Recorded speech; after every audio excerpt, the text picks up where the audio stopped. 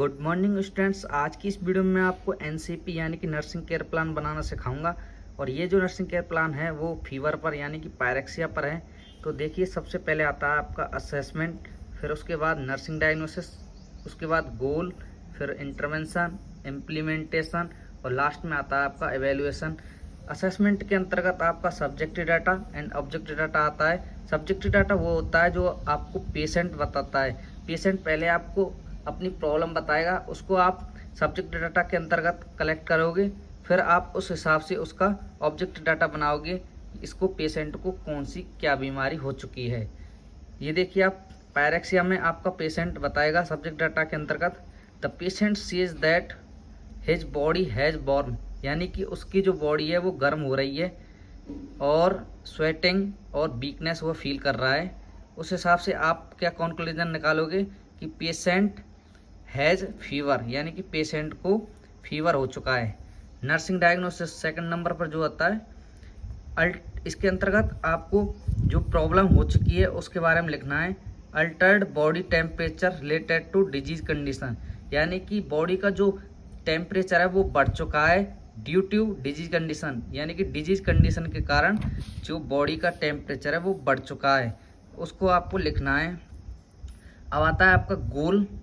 गोल के अंतर्गत आपका टेम्परेचर को कम करना ही आपका गोल होगा, ना कि बढ़ाना। फीवर के अंतर्गत पेशेंट का टेम्परेचर बहुत अधिक बढ़ जाता है, उसको हम नॉर्मल टेम्परेचर पर लाने की कोशिश करेंगे, यही हमारा गोल होगा, to reduce body temperature of patient. फिर आता है आपका इंटरवेंशन, यानी कि आपको टेम्परेचर कम करने के लिए क्या क्या चीज़ें करनी पड़ेंगी।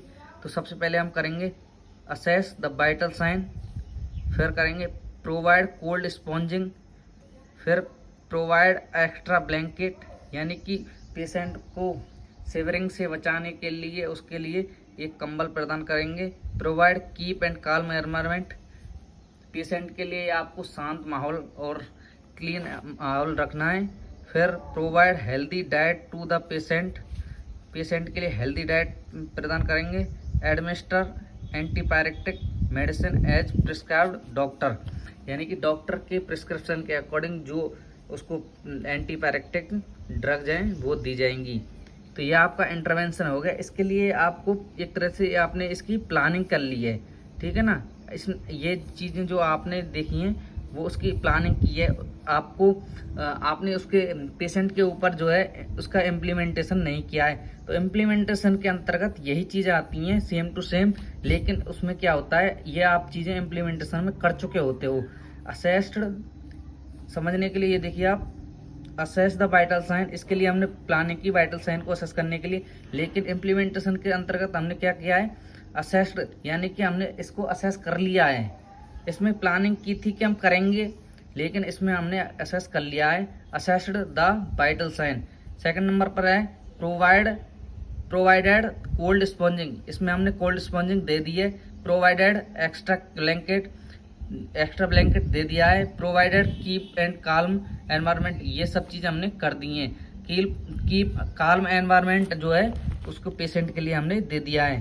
प्रोवाइडेड हेल्दी डाइट, और लास्ट में जो है एडमिनिस्टर्ड एंटीपायरेटिक ड्रग, लास्ट में जो डॉक्टर के प्रिस्क्रिप्शन के अकॉर्डिंग एंटीपायरेटिक ड्रग हमने उसको पेशेंट को दे दी है। लास्ट में आता है आपका एवेल्युएशन।